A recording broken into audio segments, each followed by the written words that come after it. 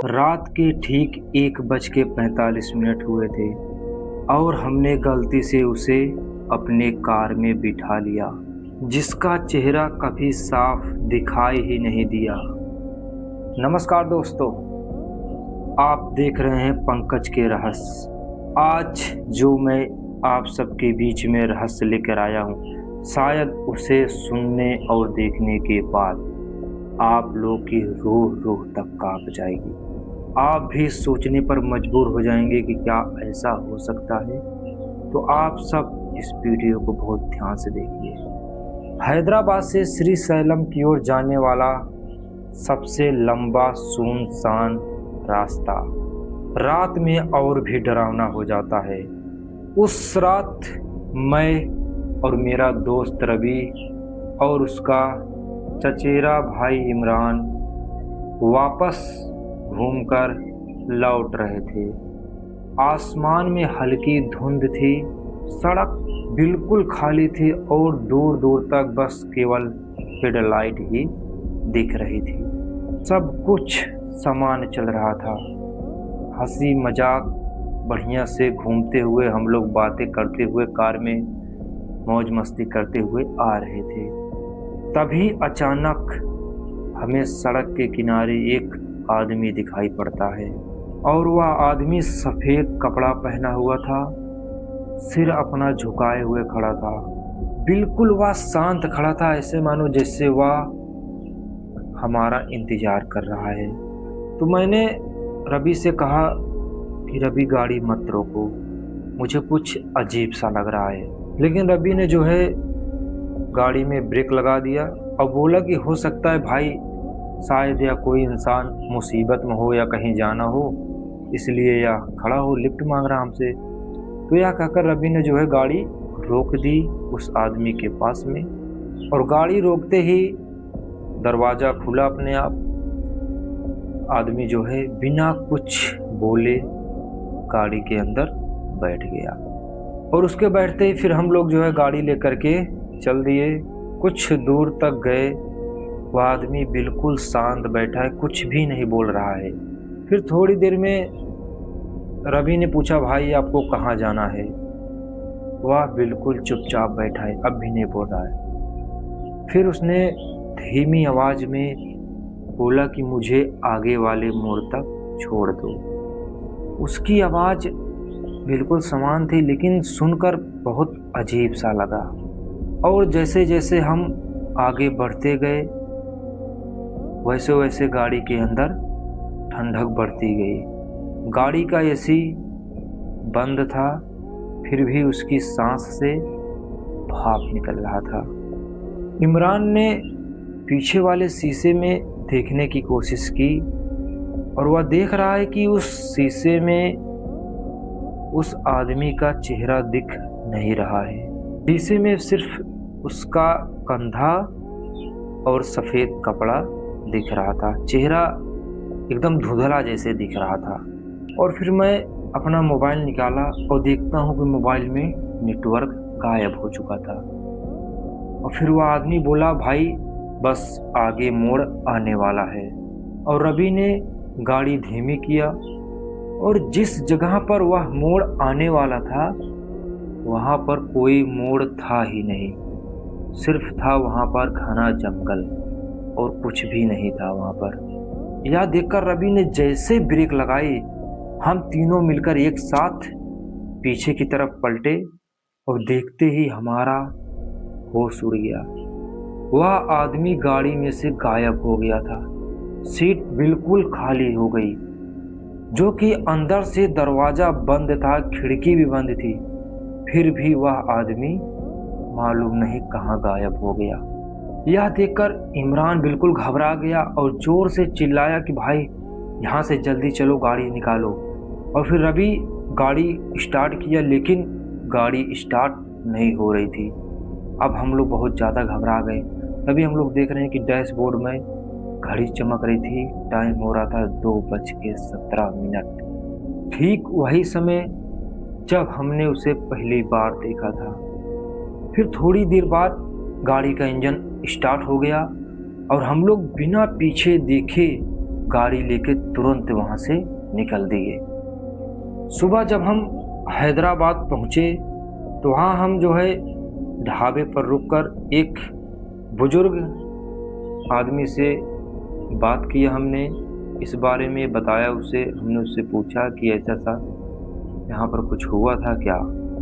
और बुजुर्ग आदमी ने हमारी बातें बहुत ध्यान से सुनी और फिर उसके बाद उन्होंने कहा कि हर साल कोई ना कोई उस सफ़ेद आदमी को लिफ्ट देता है अपनी गाड़ी में, और जो भी इंसान उसका चेहरा पूरी तरह से साफ देख लेता है वह जिंदा बचकर वापस नहीं आता है।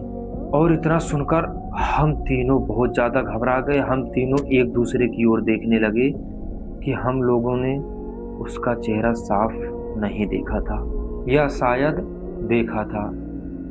2 दिन बाद इमरान की कार दुर्घटनाग्रस्त मिली, उसी जंगल के पास और उसी जगह पे जहाँ से हमने उस आदमी को अपनी कार में बैठाया था। पुलिस ने कहा कि गाड़ी का ब्रेक फेल हो गया था, इस कारण एक्सीडेंट हो गया। लेकिन फिर हमने जो है पास वाले सीसीटीवी फुटेज में चेक किया, इमरान की गाड़ी के आगे वाले सीट पर कोई और बैठा था, सफ़ेद कपड़े में सिर झुकाए हुए।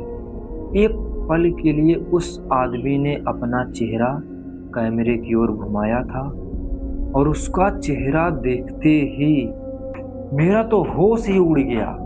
उसका चेहरा बिल्कुल रवि के जैसा दिख रहा था। आज तक हम समझ ही नहीं पाए कि वह आदमी था कौन। लोग कहते हैं कि वह आदमी किसी का भी रूप धर लेता है, वह उसी का चेहरा बना लेता है जिसका वह शिकार बनाने वाला होता है, जो उसका अगला शिकार होता है। और अगर कभी आपको रात 2:17 पे कभी सुनसान हाईवे पर कोई आदमी खड़ा दिखे तो गाड़ी मत रोकना, चुपचाप बिना पीछे देखे आगे चले जाना, क्योंकि हो सकता है कि वह अब तुम्हारा इंतजार कर रहा हो। इमरान की मौत कोई एक्सीडेंट नहीं थी, वह उसी आदमी को देखने गया था जिसका चेहरा हम लोगों ने आज तक नहीं देखा। इमरान की दुर्घटना के बाद सब कुछ बदल गया।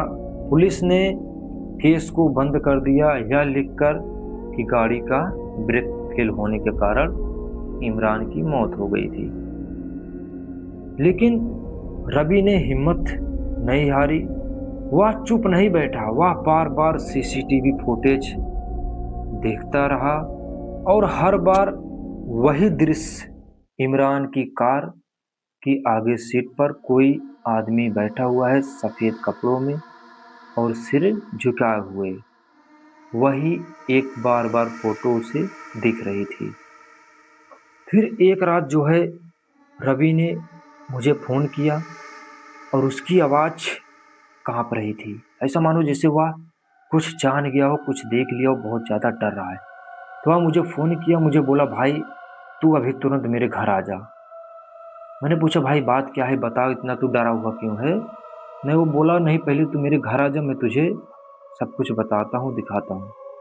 तो मैं जो है तुरंत उसके घर पहुँच गया। कमरे की लाइट बंद थी और लैपटॉप पर वही फोटोज। तो मैंने उस फोटो को जूम करके देखा तो मैं देख रहा हूँ कि इस बार उसमें जो आदमी बैठा था उसका चेहरा रवि जैसा नहीं, उसका चेहरा मेरे जैसा था। इतना देखकर कैसे मानो तो मेरे गले के अंदर ठंडक सी हो गई हो, मेरी सांसें थम गई कि मेरा चेहरा कैसे इसमें दिख रहा है। इंटरनेट पर उस हाईवे की खोजबीन शुरू कर दी और 10 साल पुरानी खबर मिली मुझे। उसमें लिखा था कि एक परिवार की कार रात 2:17 पर दुर्घटनाग्रस्त मिली। ड्राइवर ने मरने से पहले बोला था कि हमने एक आदमी को लिफ्ट दिया था और वह आदमी मुझे यही बोला था कि आगे एक मोड़ आने वाला है। जो कि वहाँ पर कोई मोड़ था ही नहीं। उस रात के बाद मुझे अजीब-अजीब तरह से सपने आने लगे। मैं सपने में देख रहा हूँ कि मैं खुद उस हाईवे पर खड़ा हूँ, एकदम सुनसान है, रात में हवा एकदम ठंड चल रही है और सामने मैं खुद खड़ा हूँ सफ़ेद कपड़ों में। मैं बिल्कुल पसीने से एकदम भीग उठता था नींद में। जब मैं उठता था देखता था मैं पूरी तरह से भीगा हुआ हूँ। मैं बहुत ज़्यादा परेशान हो गया था। फिर हम दोनों ने डिसाइड किया कि अब हम इसका पता लगा कर रहेंगे, चाहे जो हो जाए। अब केवल डर खत्म करने का एक ही तरीका था, उसका सामना करना। फिर हम दोनों 1:45 पर वहाँ पहुँचे। उसी जगह पर हवा बिल्कुल शांत थी, पेड़ का एक पत्ता तक हिल नहीं रहा था। और फिर मैं देख रहा हूँ घड़ी में 2:15 हो रहे हैं। फिर देखते-देखते 2:16, 2:17। जैसे ही 2:17 हुआ, हम लोगों के कार के पीछे से आवाज़ आई जैसे कोई चल रहा हो। और जैसे ही रवि ने शीशे में देखा, उसका चेहरा पीला पड़ गया। मैंने धीरे-धीरे मुड़कर देखा, वहाँ कोई खड़ा था, नंगे पैर और सफ़ेद कपड़ों में। इस बार उसका सिर उठा हुआ था और मैं देखता हूँ कि उसका चेहरा मेरा चेहरा था और उसकी आंखें पूरी तरह से काली थी। और यह देखकर मैंने दरवाज़ा गाड़ी का खोला और बाहर निकला और अभी ज़ोर से चिल्लाया, भाई मत जा, रुक जा। मैं अपने आप को रोक ही नहीं पा रहा था, ऐसे मानो जैसे कोई मुझे खींच रहा है उसकी तरफ। मैं अपने आप खींचता चला जा रहा था उसकी तरफ और वह आकृति जो मेरे सामने खड़ी थी, वह मुझे देखकर मुस्कुरा रही थी और वह धीरे से बोली, अब अगला मोड़ तुम्हारा है। इतना बोलते ही सब कुछ अंधेरा हो गया, कुछ भी नहीं दिखाई दे रहा था। और फिर अगली सुबह अखबार की छोटी सी खबर, हैदराबाद श्रीशैलम रोड पर रहस्यमयी घटना, कार सड़क से नीचे मिली, ड्राइवर की मौत और साथी लापता हो गया। इस तरह से न्यूज़ लिखकर आ गया था। उस रात 2 लोग थे, लेकिन सीसीटीवी फोटो में कार की आगे वाली सीट पर केवल एक आदमी बैठा था, सफ़ेद कपड़ों में। और इस बार उसका चेहरा रवि जैसा था। कहते हैं वह किसी एक को नहीं मारता, वह तुम्हारे डर को पकड़ता है और जब तुम उसे पहचान लेते हो, अगला चेहरा तुम्हारा हो जाता है। और अगर कभी रात 2:17 पर हाईवे पर सन्नाटा हो और तुम्हें लगे कोई तुम्हारा नाम लेकर बुला रहा है, तो पीछे मुड़कर तुम देखना मत, क्योंकि हो सकता है कि तुम खुद ही वहाँ खड़े हो। तो दोस्तों, ये थी आज की कहानी। अभी ये कहानी पूरी तरह से ख़त्म नहीं हुई है, अभी बाकी है रवि और मेरी सच्चाई, कि हम लोग कहाँ गायब हो गए, कहाँ नहीं। अगर आप सभी को पूरा सच्चाई जानना है तो आप सब कमेंट में पार्ट 2 लिखिए। बहुत जल्द मैं आप सबके बीच में पार्ट 2 पेश करूँगा। तब तक आप सब हमसे बने रहिए। जितने भी लोग नए हैं, अगर इस कहानी को पसंद करते हैं तो इस वीडियो को लाइक और इस चैनल को सब्सक्राइब करें, क्योंकि पंकज के रहस्य में कुछ अलग ही तरीके के रहस्य मिलते हैं।